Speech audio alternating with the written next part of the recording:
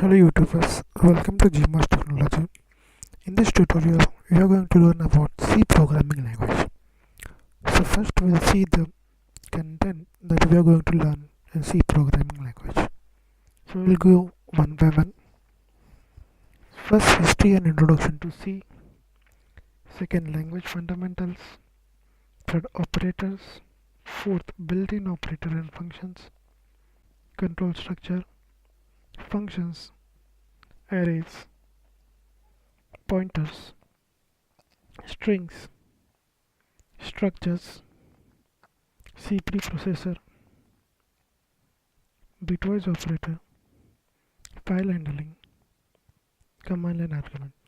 So these are the 14 points that we are going to see in this whole tutorial. So please stay tuned. So we'll see first history of a C programming language. So the development of a C language was a result of the evaluation of a several languages, which can be called the ancestor of a C. These were Algol 60, CPL, BCPL and B. In the 60s, many computer languages, each for a specific purpose, were developed. For example, COBOL and Fortran. But the need was felt for a general purpose language that could suit a variety of applications. An international committee set for this purpose to the development of a C.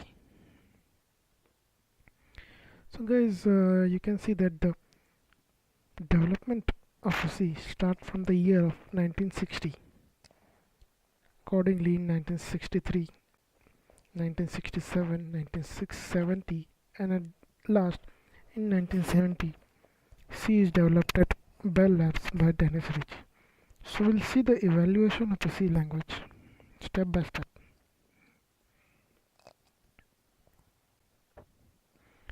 So in the year 60s, Algol 60 was a modular and structured language, but it did not succeed because it was found to be abstract and too general.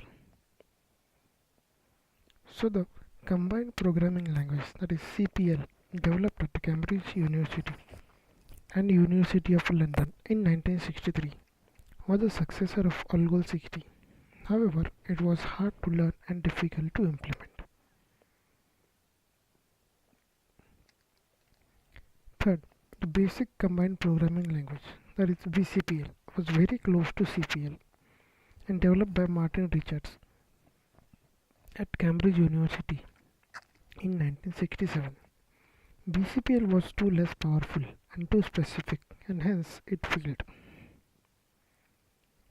Then, the father of a C language was the B language developed by Kane Thompson of Bell Laboratories in 1970. It was designed for early implementation of Unix. However, it was machine dependent and typeless language. For this reason, Dennis Ritchie began work on a new language as a successor to B. So the C programming language by Dennis Ritchie came into existence in the year 1972.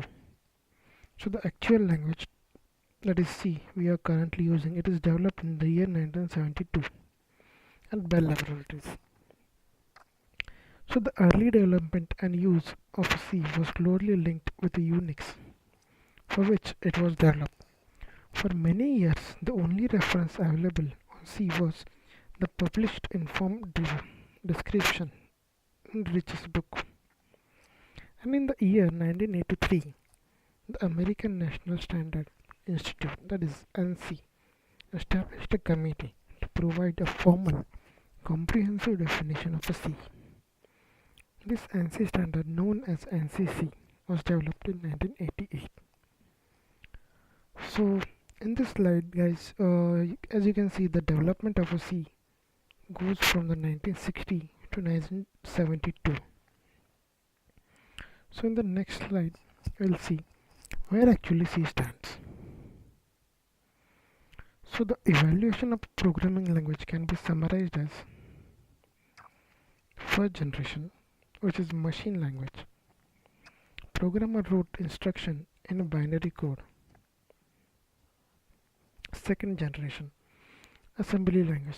The binary code was replaced with hexacodes and instructions were given generation using mnemonics, English-like words.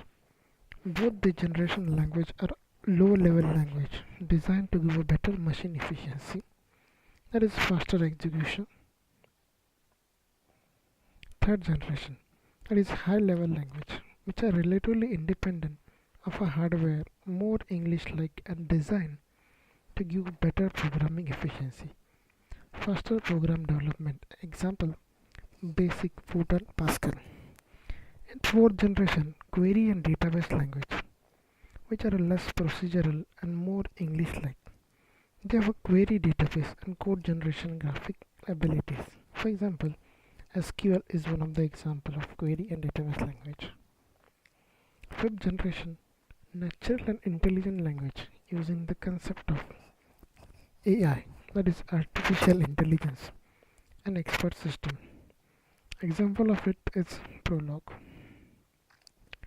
So in this slide, you are seeing that evaluation of programming language from the first generation to the fifth generation. So the C language has the feature of both low-level language as well as high-level language, and hence it is termed as a middle-level language.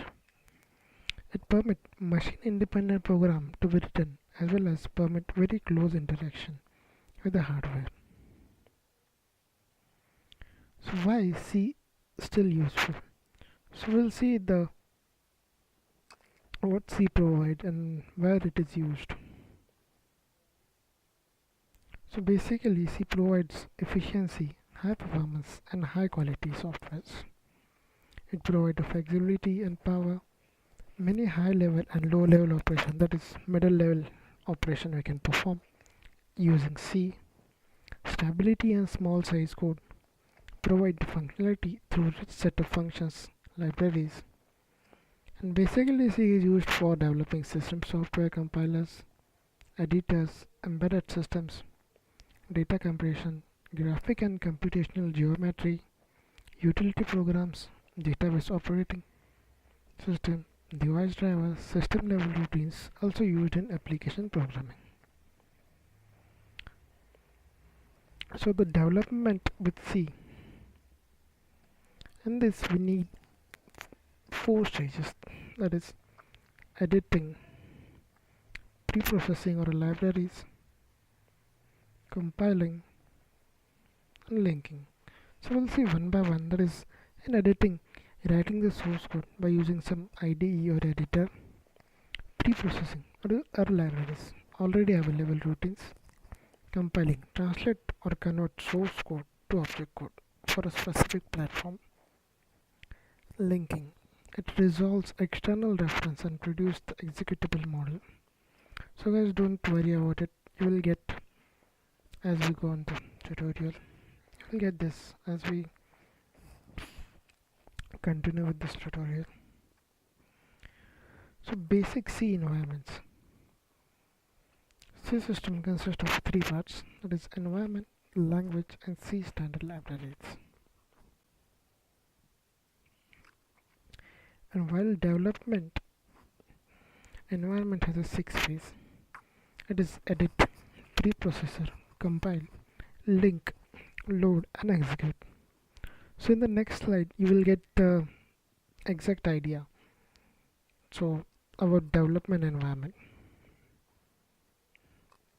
So here it is. So basic C environment, in phase 1 we need one editor for program edited in editor and stored on a disk. In phase 2, preprocessor.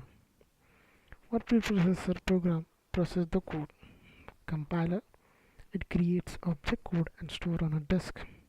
In phase 4, linker, links object code with libraries stored on a disk. In phase 5, loader, it put program in memory. And last, CPU, take each instruction and execute it, storing new data values. So this is the history of the C language. In next lecture we are going to start the introduction to C. So till the time, please guys subscribe my channel. It is GMARS Technology. Take care, guys.